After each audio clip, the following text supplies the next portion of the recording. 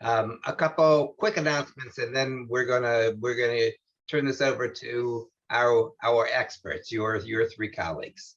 I want to give another shout out to our sponsors. We have 35 amazing sponsors who allowed this conference to be free for all of our JCCs and their participants. So please note who they are, reach out and see if their programs, products that your JCC could benefit from. You can find them on the SpotMe site. You can chat with them during the conference. Tomorrow afternoon, there'll be another chance to visit in the virtual exhibit hall. And you can also just grab their contact information and follow up after the conference.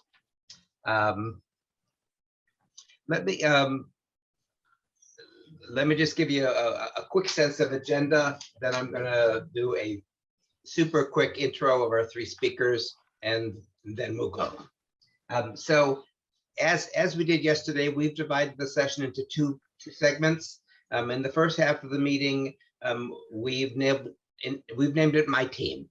And Len, Mark, and Matt are going to be talking about doing more with less, including the impact on equipment, on budget, and on the member experience that we've been struggling with, and also the issue of staff wear and tear.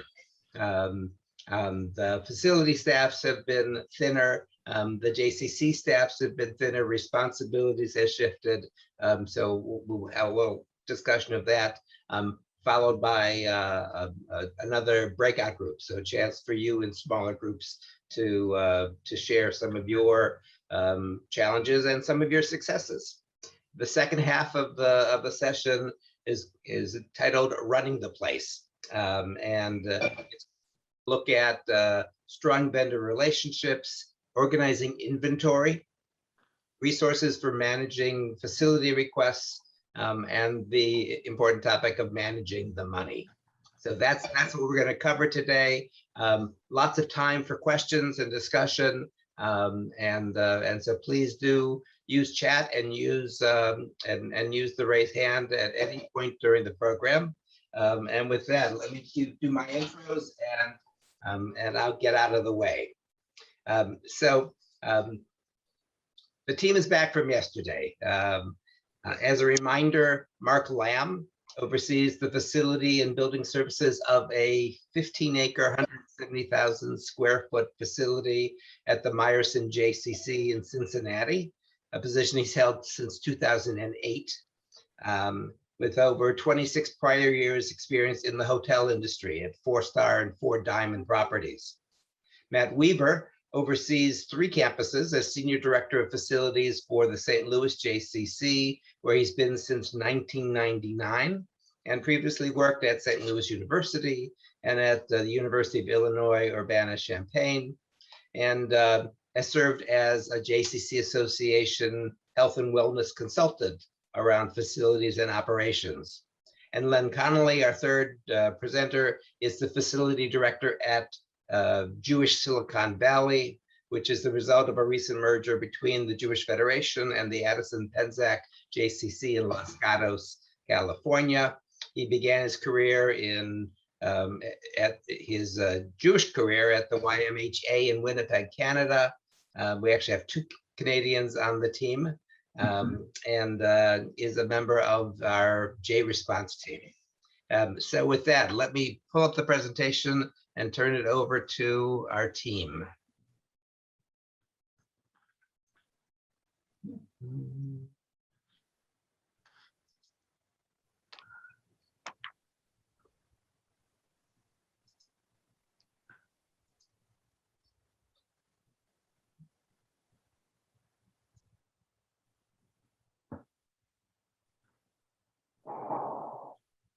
Ready to go.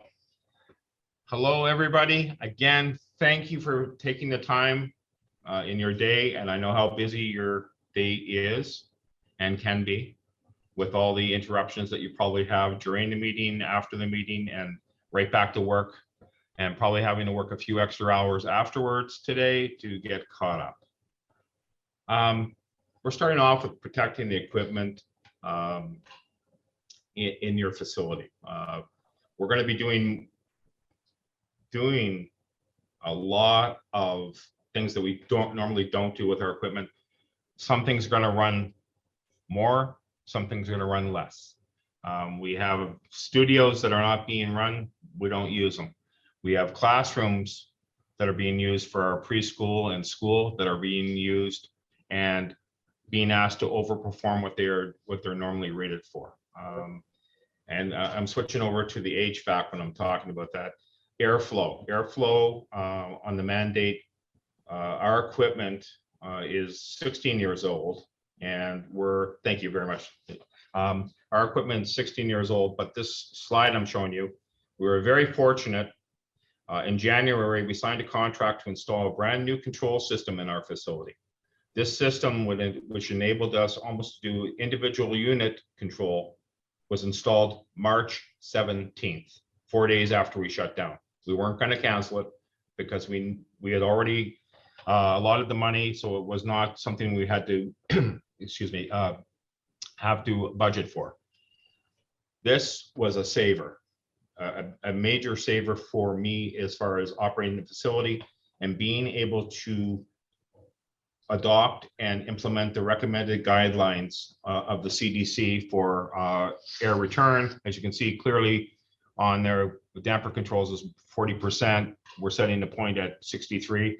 The fan is running at 100%, and that's usually what they do run at. What we also did there is change to an M13 filter, highly recommended by the CDC. We went from what they call a MERV 8 to a MERV 13, which is supposed to take out more particulate.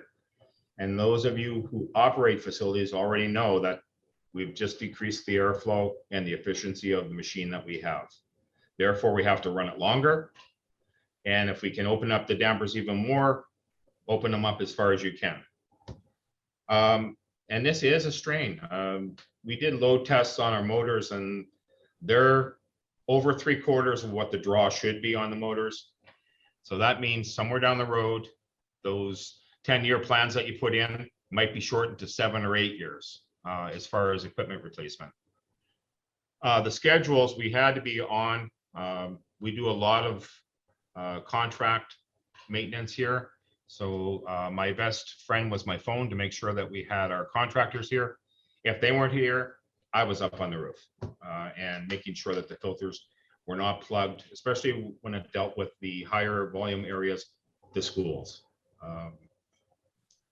Water quality and running water, the sewer systems.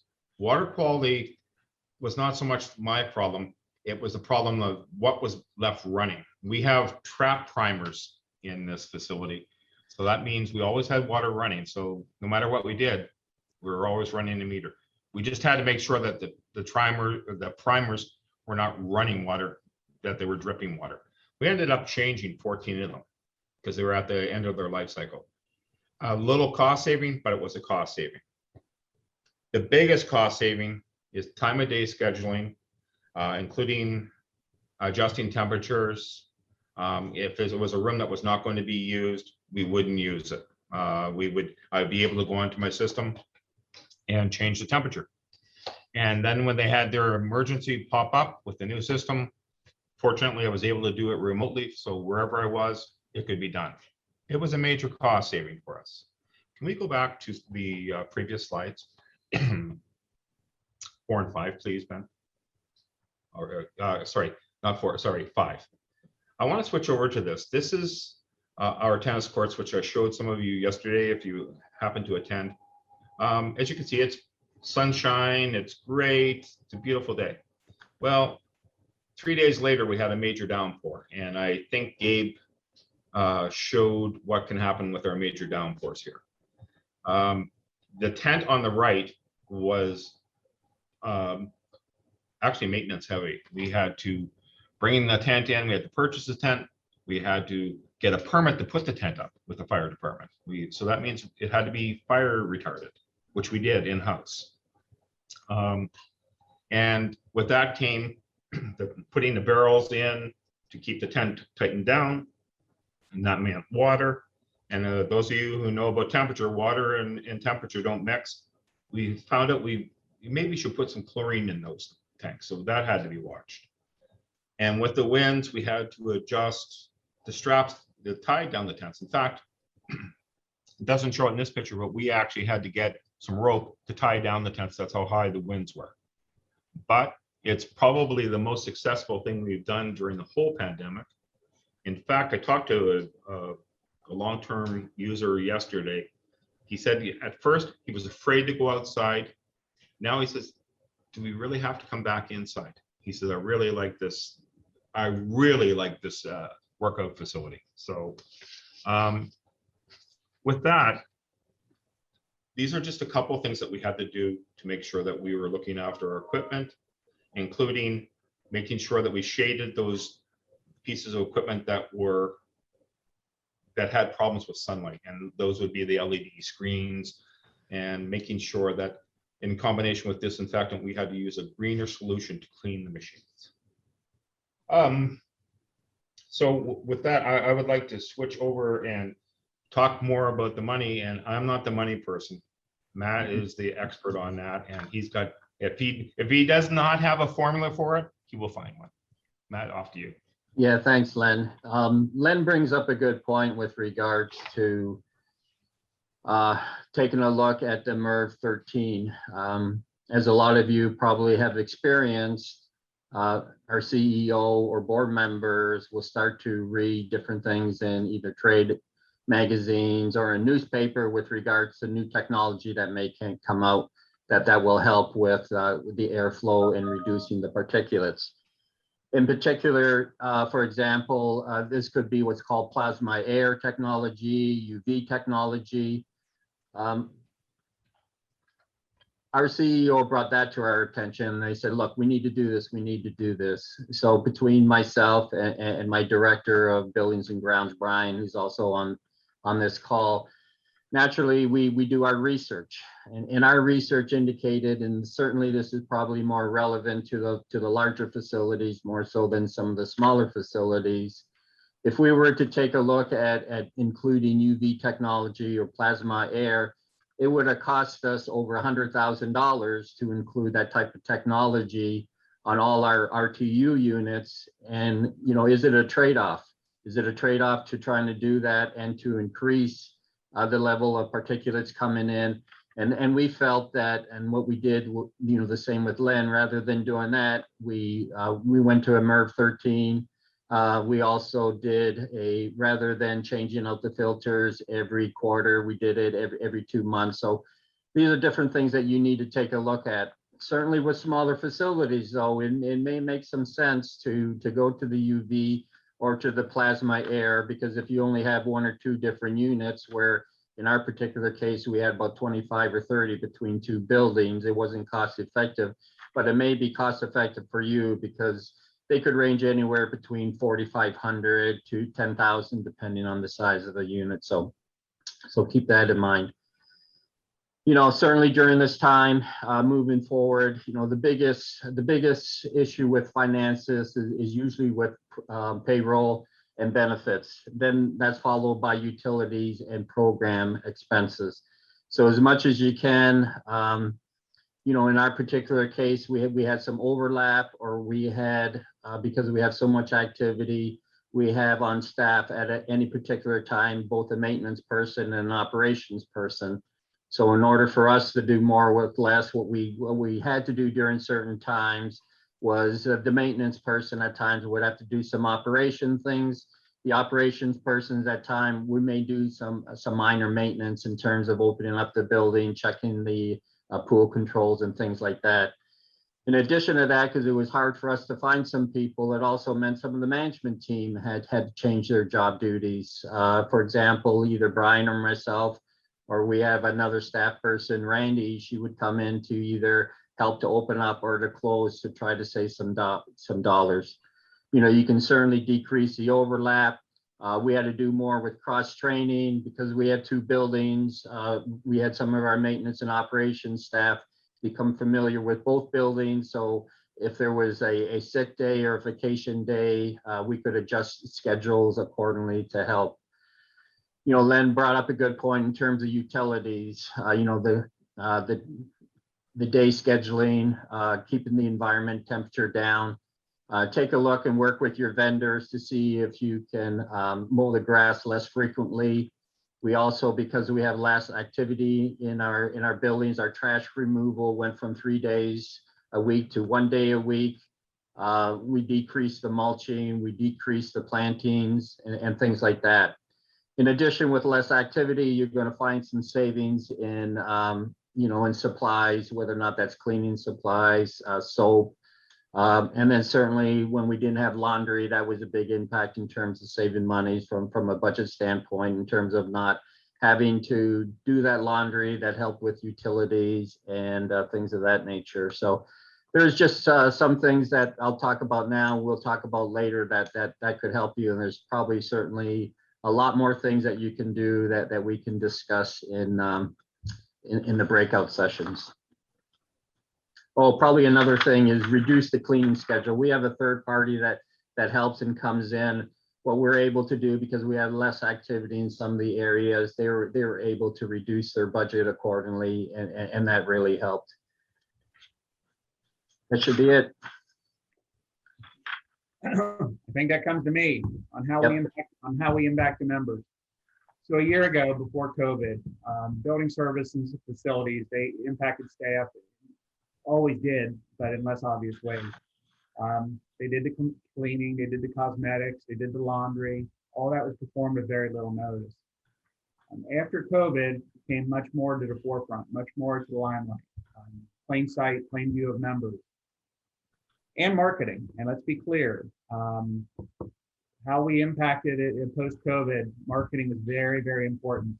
A very, very important aspect for peace of mind. Members started asking about air change rates, MERV ratings for air filters, what chemicals we were using for cleaning, and how often are we cleaning. Those were all taken for granted once before, but no, they were now to the focus. Laundry and towel service was a constant back before COVID. It was taken for granted.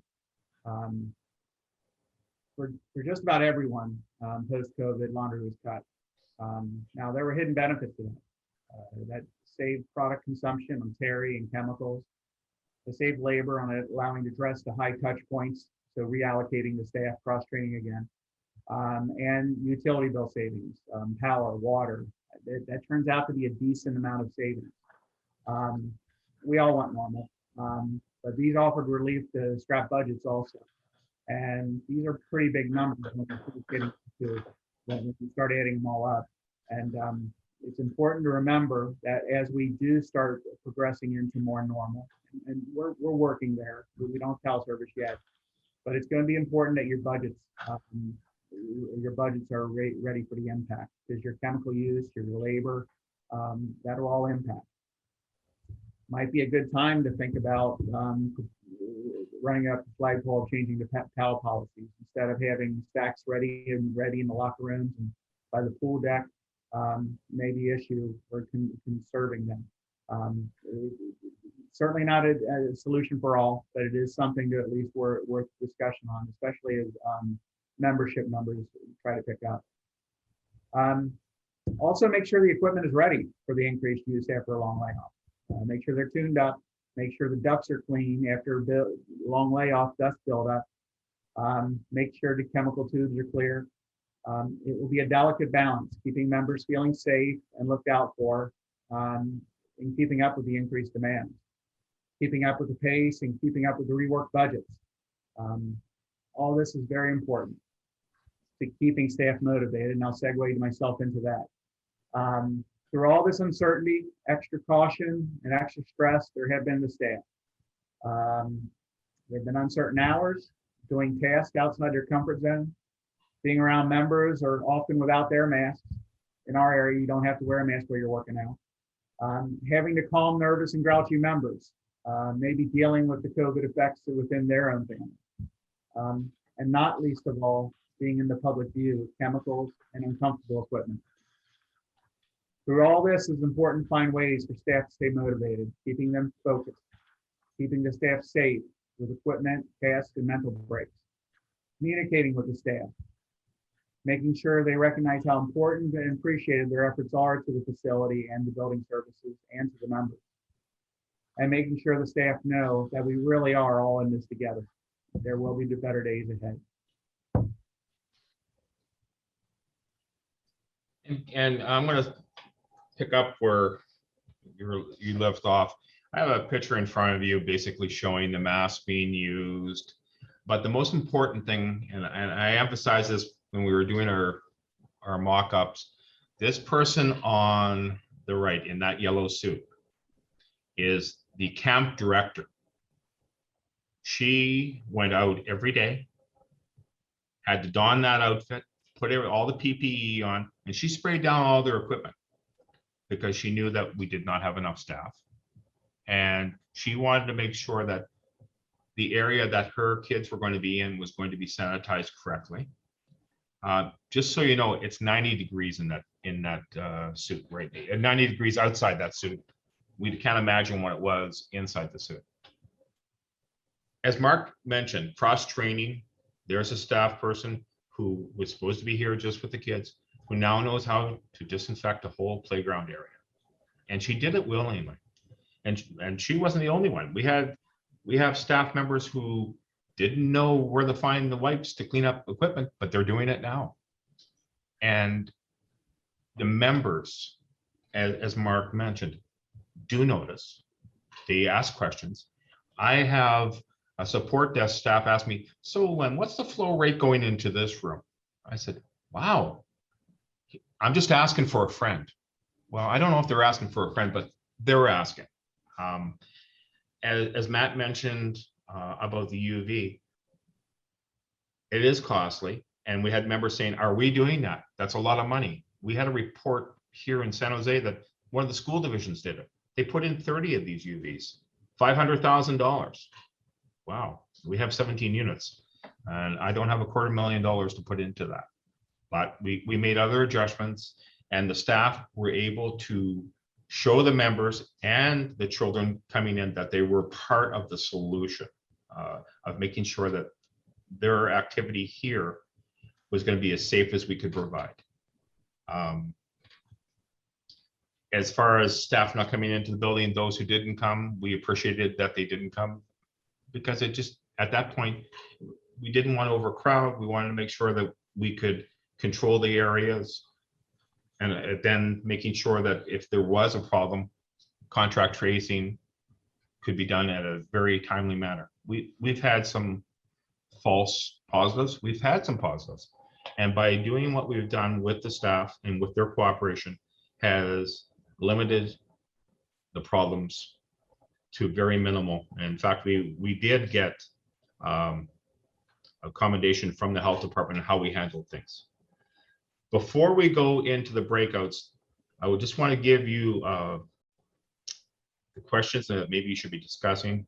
What has your JCC done to reduce cost, staffing, maintenance? Any unique undertakings? I'd really like to hear those ones. How did you motivate your staff? And what was your biggest problem? Turn it over to you, Andy. All right, so we are going to push you into breakout groups. We're going to give you about 9-10 minutes, and these questions are whatever's driving you. At the end of the session, we're going to ask someone from each group to do a quick share. There are, I believe, facilitators assigned to each group. Thank you in advance for doing that. If you wind up in a group that doesn't have a facilitator, my apologies. Someone just take the balls, keep a few notes, and be ready to share back with us after we come back. So thank you very much. Ben, why don't we send folks away into their groups? Okay, I believe so. Thanks everybody for coming back. What we're going to do, hopefully you guys had some good discussions in your breakout rooms. I will call on a facilitator for each one of the groups to kind of give us an overview for the rest of the group, a 2 to 3 minute overview of the summary of discussions that you've had. So if I could hear from group number 1, and what if you can do is introduce yourself and let us know where you're from. Okay, Kent Welch, Mandel JCC in Beechwood, Ohio. My group consisted of Sheila, Sherry, Dave, Tony, and Tom. It's funny. I've only been in this role for about 6 months, and I'll say first ProCon, and we have small JCCs, we have big JCCs, we have JCCs everywhere, it seems like, and all are very unique in their own, distinct ways, but it seems like I think a lot of the problems are universal, that everybody's encountered to one degree or another. Let's see, first question was JCC reduced staff cost maintenance. Yeah, I think all of us saw some reductions in staff. For me personally, most of our operational staff were still here and or came back, but we're still got some programmatical staff that are out. For uniqueness, well, we had an EC, our early childhood was a bubble. So that was something that was pretty unique to us. But I think overall, each JCC kind of encountered their own unique issues. Motivate staff. I think Dave said it pretty good. Everybody kind of rolls up their sleeves and jumps in. You learn to multitask. You learn to kind of become focused on the mission as opposed to your own unique silo. That's very military, so that's really easy for me to get dialed into. Where we all just kind of focus on one thing, and the one thing being prepare the property to either open or keep it clean or service your membership. So I think we're all doing a really great job with that. And I think that just feeds right into motivating staff. I told everybody that when I undertake a new job or a new role, I have to learn what it is. I have to know what my people are doing in order to best support them. And I think, Dave said that as well, that everybody there just kind of had to learn, multitask, and take on new responsibilities. I think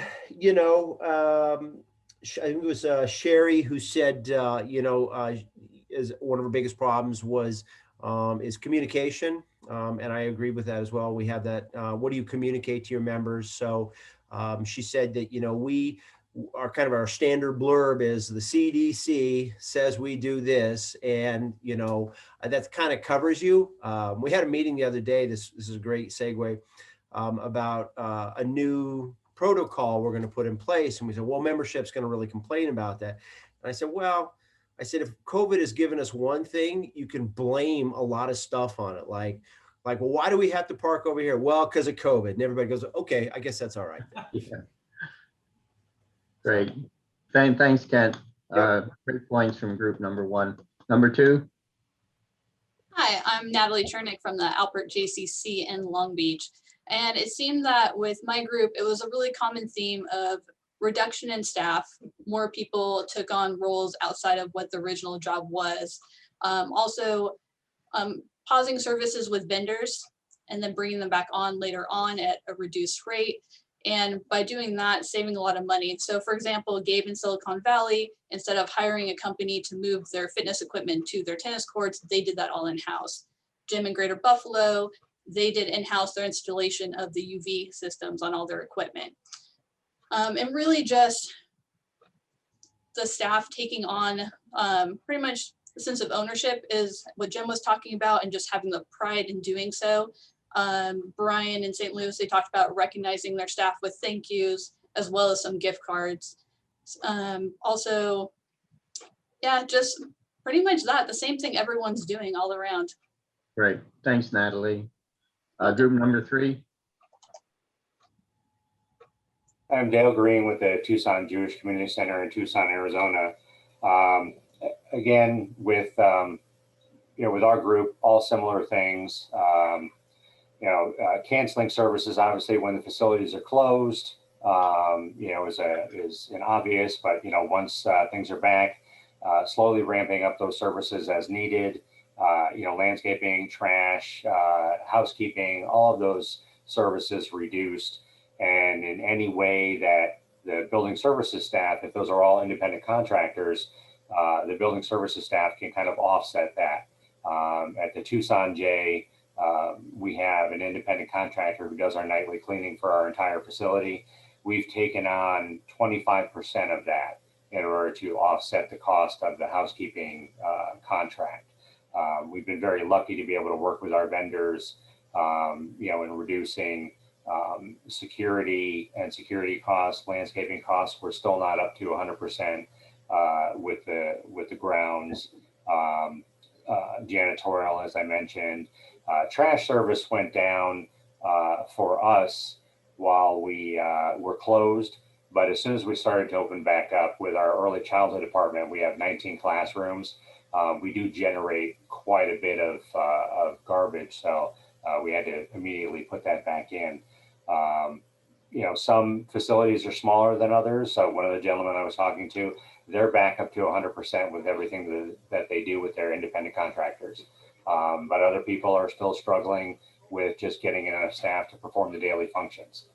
And that is due to, we're facing the same issue here, the unemployment. It still hasn't run out yet. So we're still struggling to get people to, fill those empty positions that we have. That's one of the unique undertakings that we've had here is that, or the challenges is finding enough staff. We didn't have everybody come back. There were some people who just didn't feel comfortable. That was one of the unique challenges. I think that was with the two gentlemen that I spoke with in our JCC, is that the COVID fears, people weren't comfortable coming back despite the discussions that we've had with them of all the things that we're doing and all the things that you're going to be participating in. So that there was that challenge there. I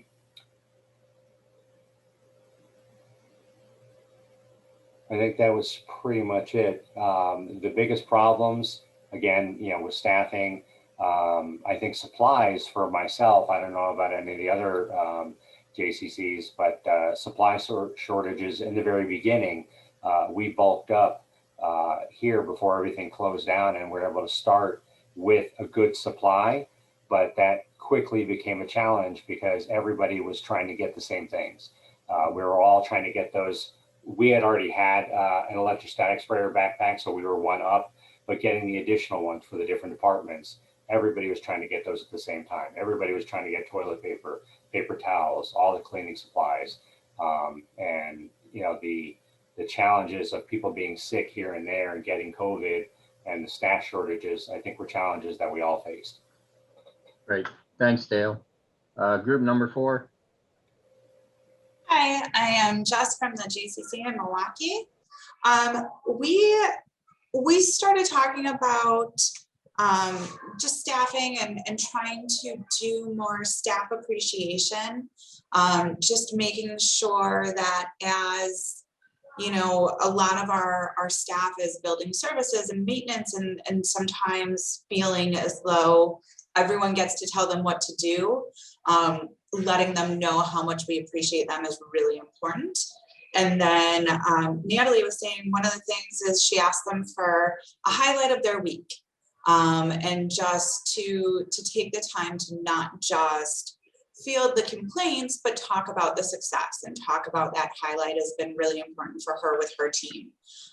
We also talked a challenge of masks and feeling like we're mask police. And I think that is universal to a lot of us and to a lot of people working in this environment where, I know personally, every time I walk through the gym or the fitness floor or the hallway, I am telling somebody to put their mask on correctly.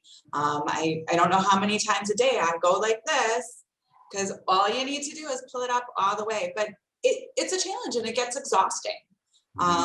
We also talked about, one of the quotes was, everyone's outside their comfort zone, but working together as a team. And I think it's really important to remember that it's not just this group of people. It's not just you that's doing more. Everyone on the team, whether it is my building services or my CEO or my early childhood teachers, everyone is truly doing more. And has taken on something that, is part of the and/or sign of all of our job description. And I think that's it's almost comforting to know that it's not just us that's doing it. It really is everybody. Great, thanks, Jess. Group number 5.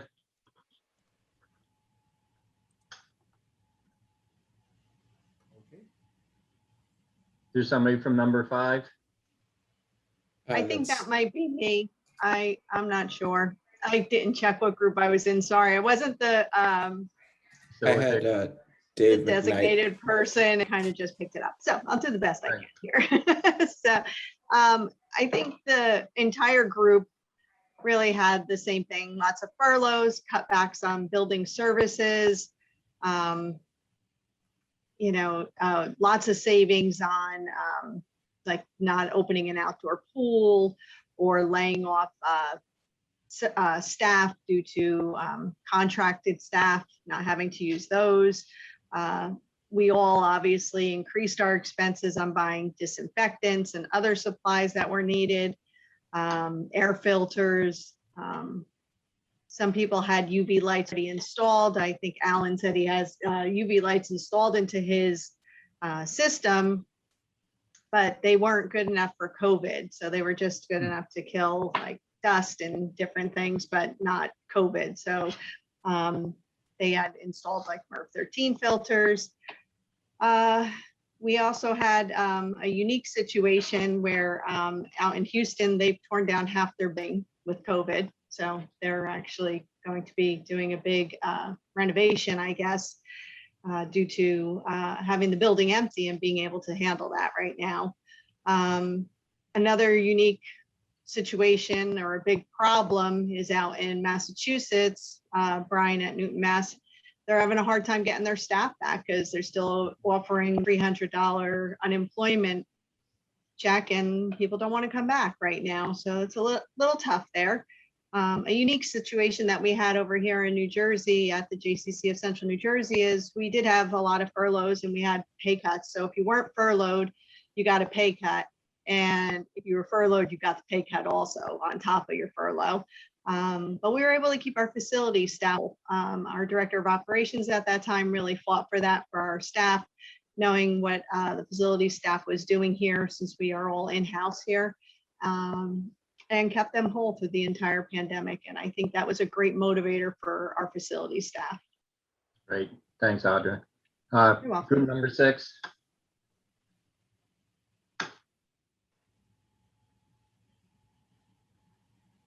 There's somebody from group number 6.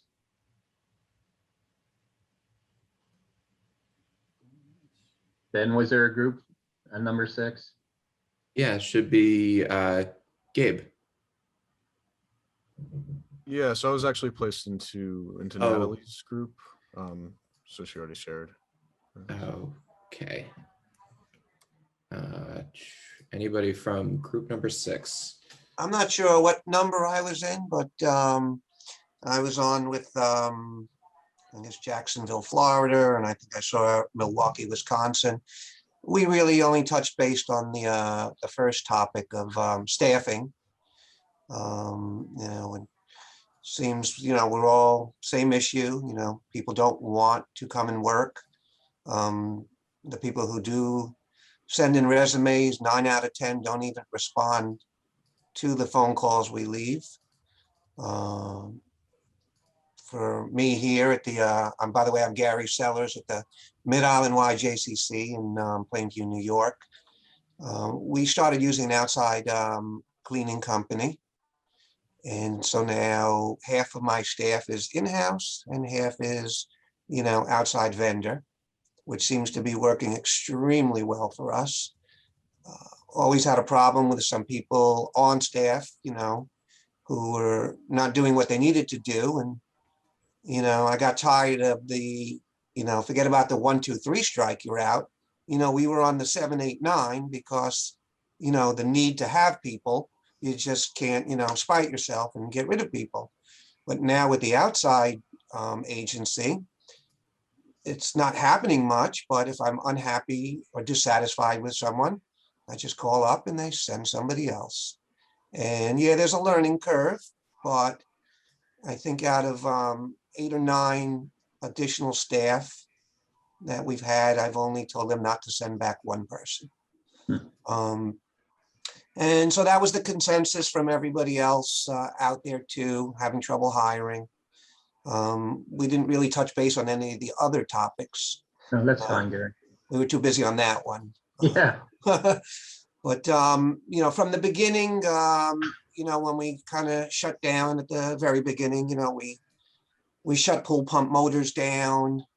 You know, we threw a little 1 horsepower pump in the pool just to keep water circulating. We shut Right. down the jacuzzis and hot tubs. right. We canceled the garbage disposal from 3 days a week to 1 day. So, you know, we did those kind of, Right. you know, cutbacks.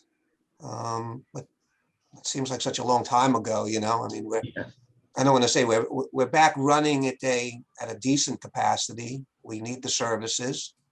The only services we don't use is an after hours cleaning company. Because with the building being open till like 10:30, 11 o'clock at night, and then we used to bring in an outside company after hours, you know, to freshen up for the morning. Right. So we don't have that at all. Right. Our in-house people are handling, and, you know, outside vendors are handling all of it. So seems to Great. be working well. Great. Thanks, Gary. Thank you. We're running a little bit behind schedule. Appreciate everybody's comment. So there really seems to be, you know, common themes, whether or not they're larger facilities or smaller facilities. And they're certainly running around, you know, janitorial, landscape cleaning, especially with staffing. We're going to go right away into running the facilities, running the place. I'll begin off. And when we're moving forward, you always have to look at your strong vendor relationships. You have to remember both them and you are feeling the pain. So they rather have some money than no money. So in our particular case, we're able to get them to reduce some of their related costs where possible. And in other situations, we kept them at the rate before. Always look at the different agreements. Look for a win-win in terms of it. We normally do bids, a lot of the outside services, 2 to 3 years. For now, you may want to take a look at one, but at the same time, you know, still take a look at your long-term vendors. And if the bid comes in about the same price, you know, try to help your current vendors. Look at ways to lower usage, impacts cleaning. It affects your preventive maintenance and manpower needs. So that always helps. A lot of times you hear they used to do things the old way. Well, that's no longer in effect. It's what's best for you. And as I said, you know, we do have a due diligence to the agency to take a look at a win-win for all the different contacts and agreements, and then go on from there. Mark? Inventory controls, everybody knows about them, everybody controls them. They're important for 2 big reasons. Not running out of vital supplies at inopportune moments, and being especially mindful of budget constraints. It's important to know your usage rates, your supplies, establish the amounts you have, and let's call it PAR. I think a technical term is periodic account review, but basically being aware of what you can't run out of: sanitizer, soap, toilet paper. For example, the one I use is going floor to shelf, the storeroom, and then I factor in how long it's going to take for replacements to get delivered onto the dock. You got to have a supply on the floor ready to use, have something in the shelf in the storeroom ready to restock, and the supply ready to refill and it is your backup or damage. Having a good idea to have it, how long it takes to get supplies back on the dock, that should factor in. And honestly, what your budget can hold. Be very aware of your vendor relationships. It has been touched about previously. What you're in short supply of, your wipes and sanitizers, at one-time masks. Make sure you safeguard your inventory. Creatively requisition was the term we used when I was young. Let's call it steal. Members and staff will steal. One of the things about maintaining relationship with your vendors that is important, but don't be afraid to price compare it either. In Cincinnati, we have cases where case of gloves used to be $36 a case, and then they quickly went up to $100 a case. And there's a lot of supplies, the same thing happened. You might need to do a little shopping around with respect to your budget. And that might make your vendor respond a little bit nicer too. I'm going to segue into managing facility requests. You know, pre-COVID, we all had our ways for keeping track of systems. You know, despite all that, occasionally somebody would walk into a room, hijack the space. For the most part, it wasn't a big deal. And post-COVID, it's a very big deal. That room needs re-sanitizing. You got to reallocate on staff that you already don't have enough of. That space may be needed for a socially distanced gym class or a spinning class or workout that you didn't normally use that space for. Just like keeping your equipment inventory control, keeping careful inventory of your space is important, especially as we get creative with campus and building needs.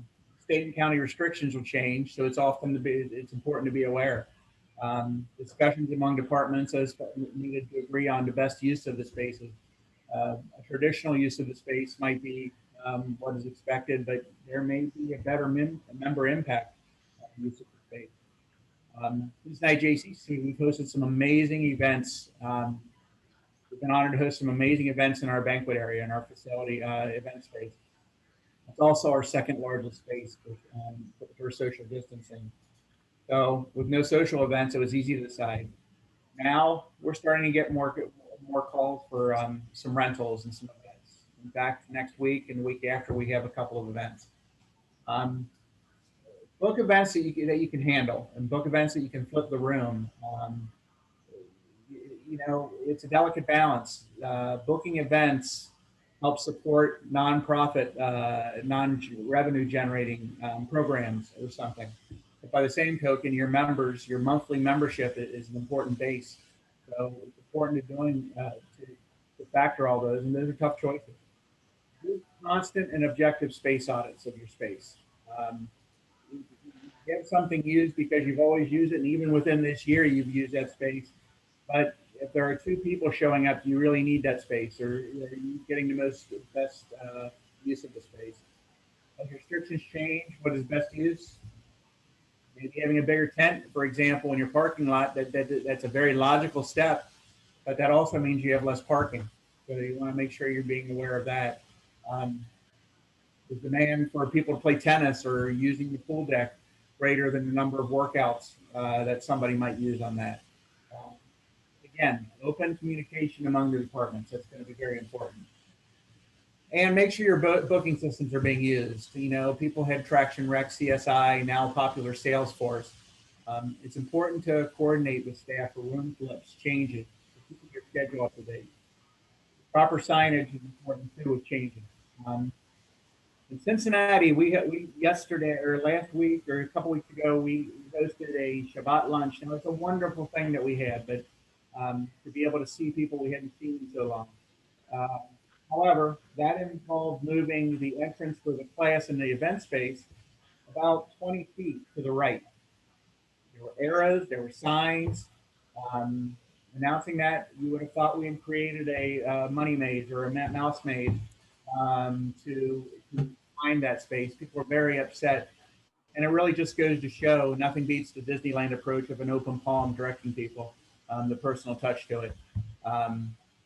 I'll talk work orders very briefly. Our property has been researching work order systems for requests.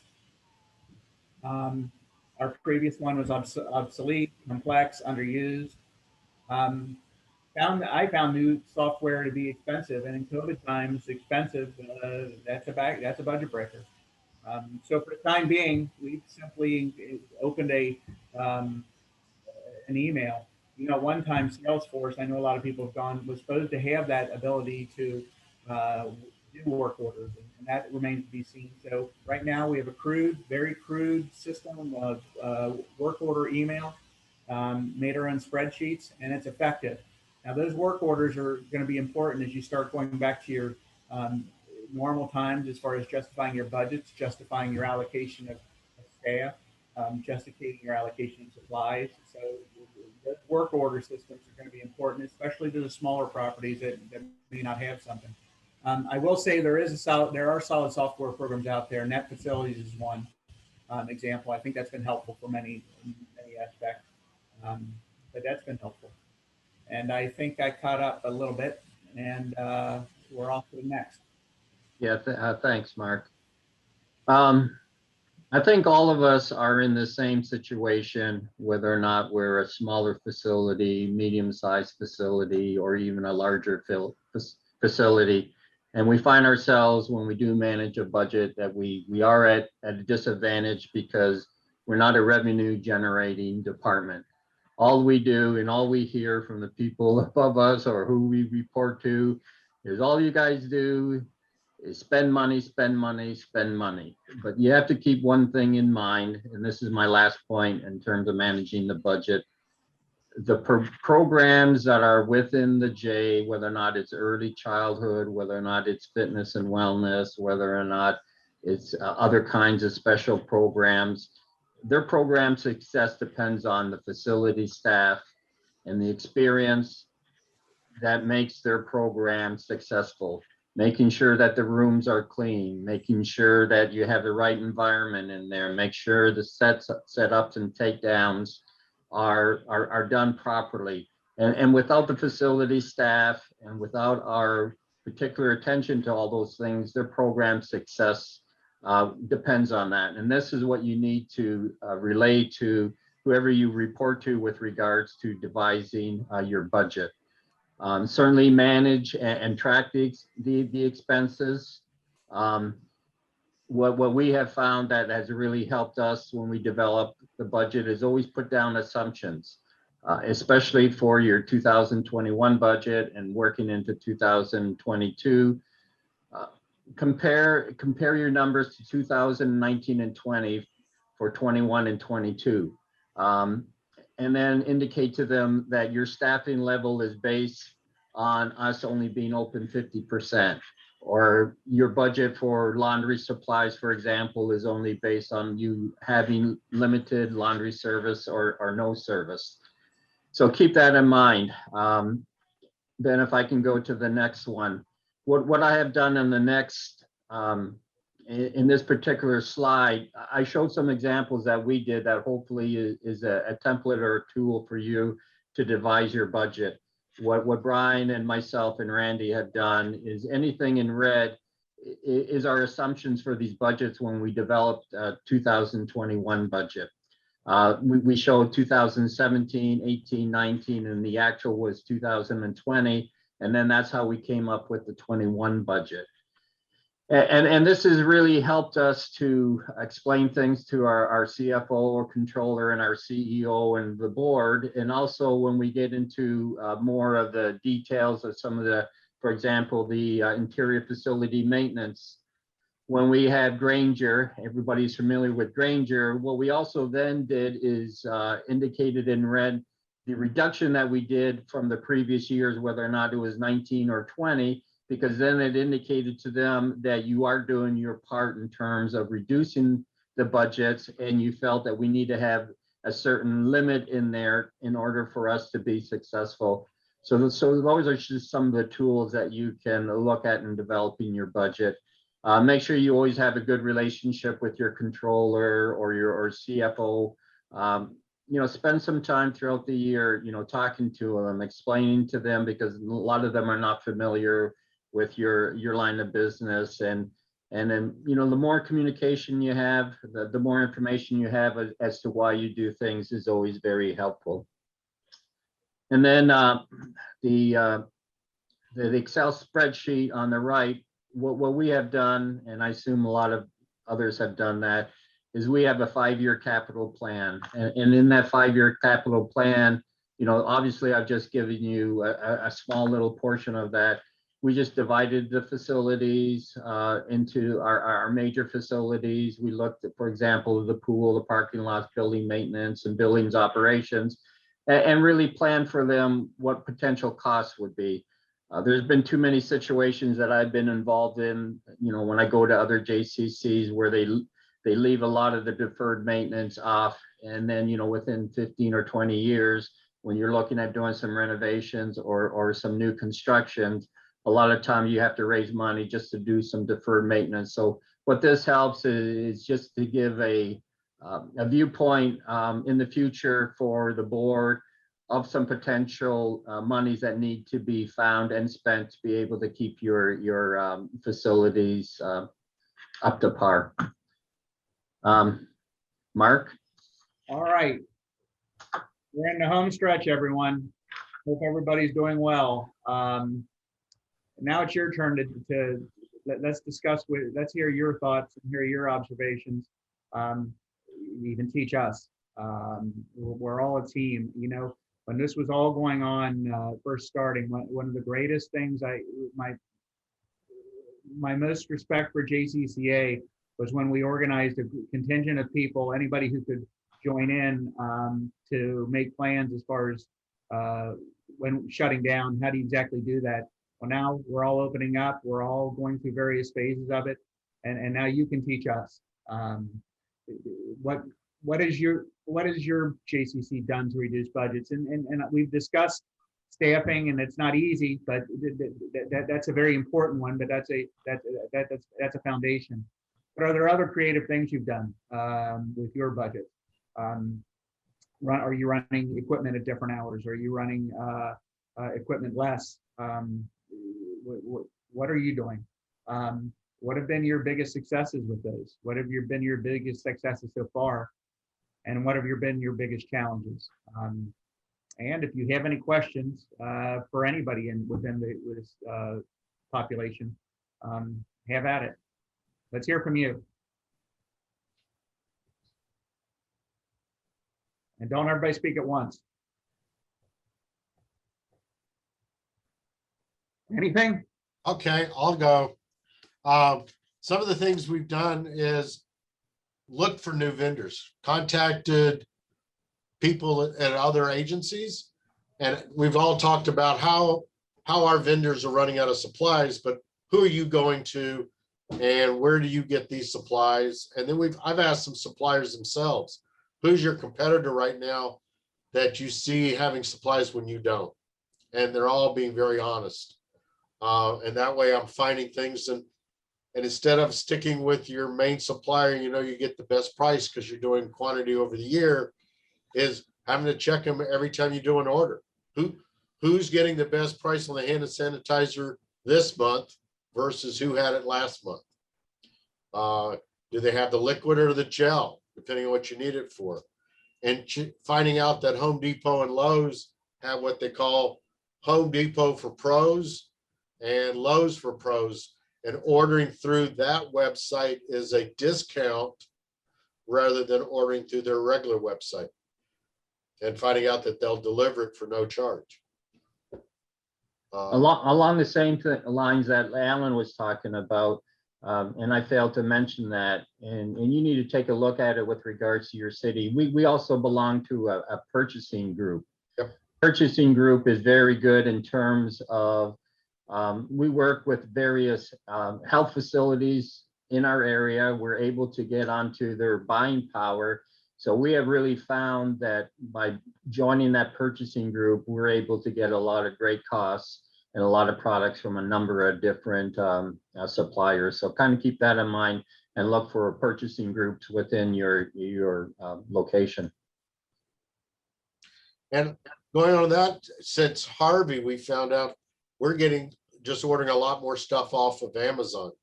I'm not paying my staff to have to run to go get it somewhere.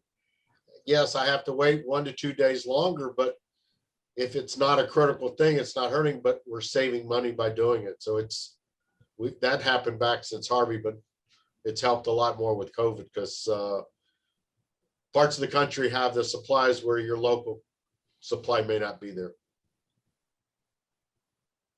Yeah, it's interesting you talk about this is Ken from Mandel, about group buying. You know, one of the very first things I asked when I got here is I said, well, do all the JCCs operate together to buy toilet paper from the same company? And they're like, oh my God, that is never going to happen. There's no way we're going to be able to pull that one off. He goes, do you have any idea what you're asking? I was like, apparently not. Yeah, that's definitely, 'cause I come from the corporate world, and that ability to have national contracts to buy for 27 hotels versus one hotel gives you amazing leverage. So, I don't know, maybe 10 years down the line, if we could somehow collectively buy, and I use toilet paper as a great example because we all need it. When you buy, 27 million rolls of toilet paper versus 27 boxes of toilet paper, you get an amazing discount, and you get you turn yourself from a small buyer to a large corporate buyer to a certain degree, and you typically get a lot better customer service. For our budget, it was due. Well, our fiscal budget starts July 1st. I have been thrust into the world of federal, state, and local grant writing. So I'm trying to offset some of my budgetary lapses on the security side by requesting federal grant money to do programs. And then the budget itself, I looked at all of our contracts. I use garbage as a great example. Prior to COVID, when we were operating 100%, we were picking up garbage 5 days a week and recycling 1 day a week. Ironically, during shutdown and post-COVID, when we were operating at about 65 to 75%, the pickup rate was still the same, and nobody questioned it. So I, immediately went right to the vendor and I said, no, we're not, you have to work with us. I said, and you'd be surprised. Most vendors are pretty accommodating. And I think that for us, that was a huge success. And then I looked at consolidating. Landscaping and snow removal were 2 separate contracts for 2 separate vendors. I've got 3 landscapers that come on the property. It's like having more roosters in the hen house than you need. So we're going to send out RFQs this summer or the end of the summer to consolidate things. And then, really, challenge your vendors to give you the best price. And I'm not saying you threaten them with, hey, you're going to lose this contract because I'm going to send it out for RFQ. But if they're not working in your best interest, then maybe it's time to reevaluate those sacred cows, because they are out there, I've found. I think one thing we kind of do a combination as far as doing national searches for some of our supplies. We have donor relationships who have businesses.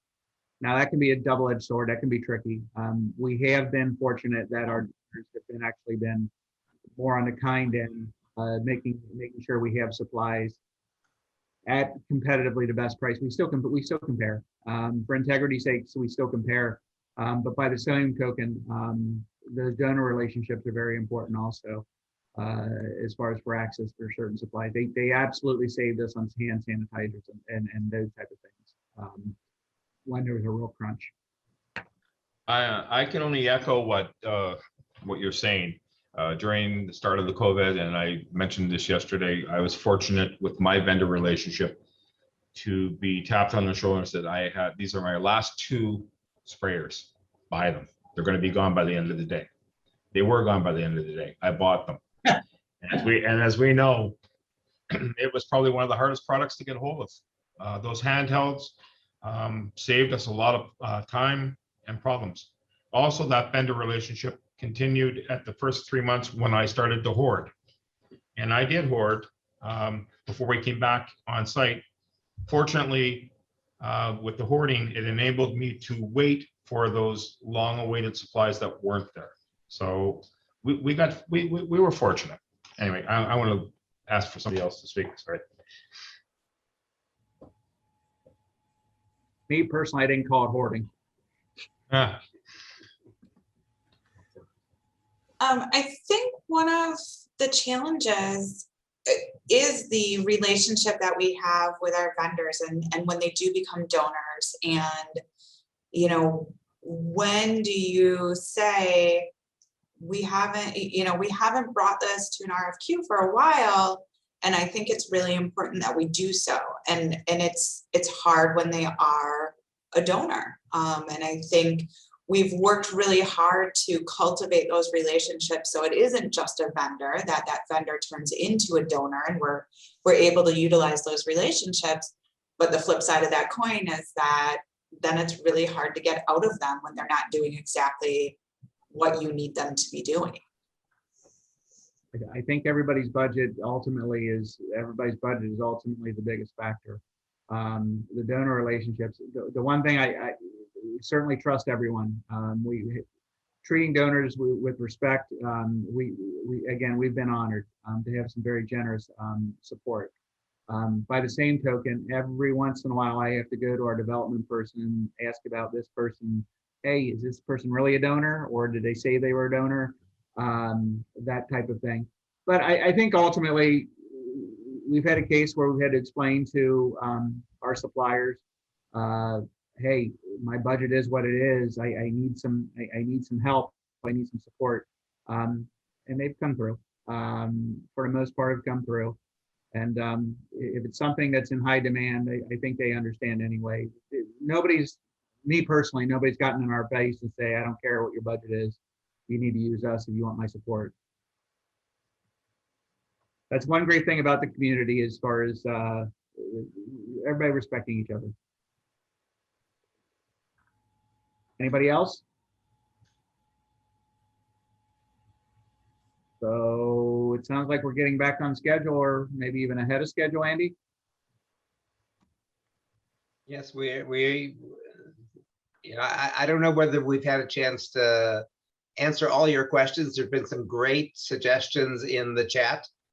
Folks, I encourage you to open that up and look at what at the experiences and successes people have been sharing as we've been going through the program. We have a few more minutes if there are other questions or other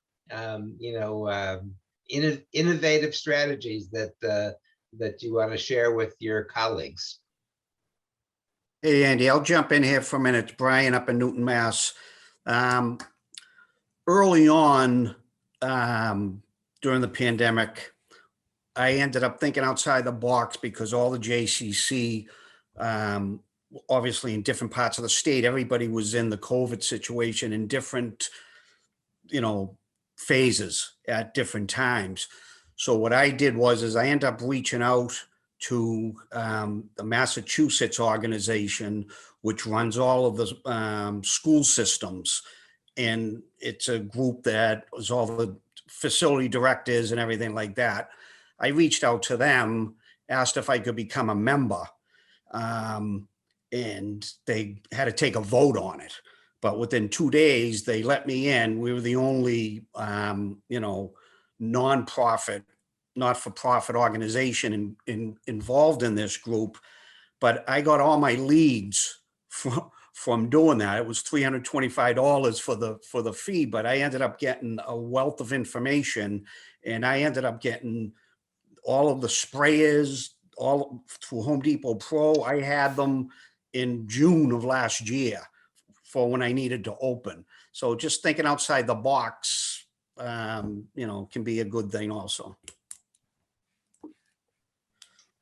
Great, thanks, Brian. I just want to encourage, sorry, Andy, I just want to encourage everybody that's on this call. I know Andy will be providing it at the very end with our contact information. Please reach out. I mean, just because this session ends doesn't mean that we're going to stop talking. I'd like to hear some of the ideas. Innovation can help all of us. Maybe we have something that'll help you. Sorry, Andy, go ahead. Yeah. Well, so why don't I throw that on the screen just so people can grab it.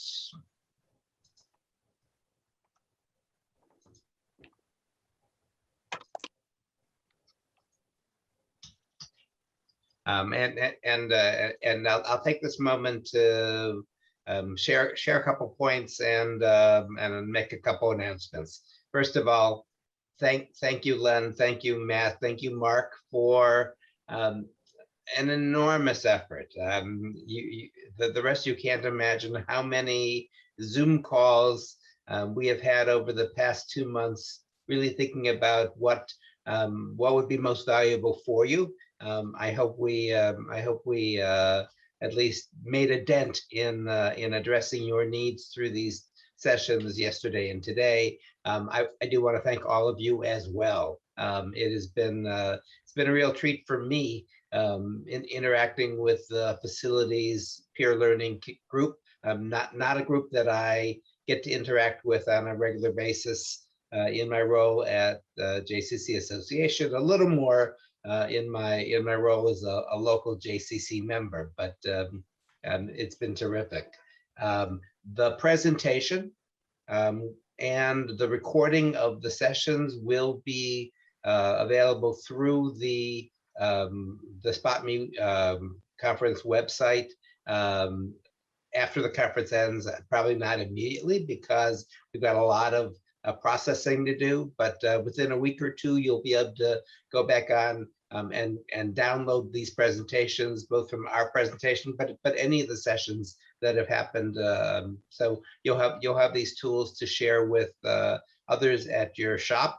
And Len, Mark, and Matt have been, while they've been very generous with their time, have really valued the opportunity to interact with each other and with others in the field throughout their long careers. And they're serious. You've got a question, do reach out. If they don't know the answer, they'll try and connect you with someone that does. So I hope you've made at least 3, but hopefully more than 3 new connections in the field through the conference. 2 quick announcements on what's happening.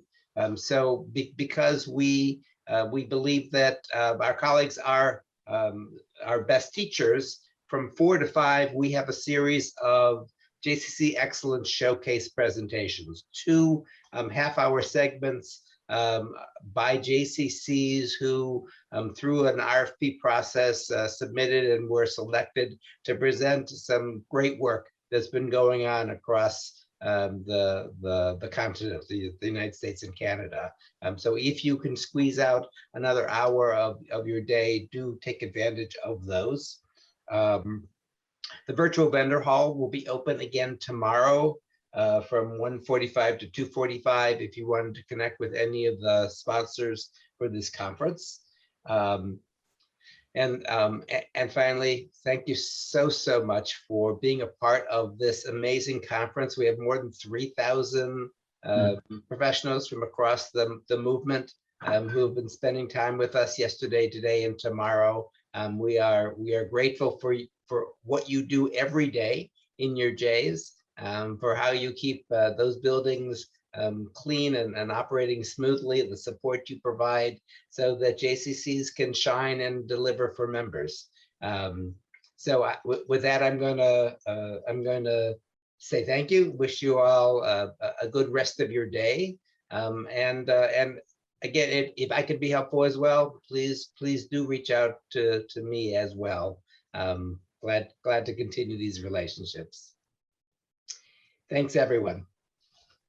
Thank you. Thanks for Thank you. everything. Thanks, guys.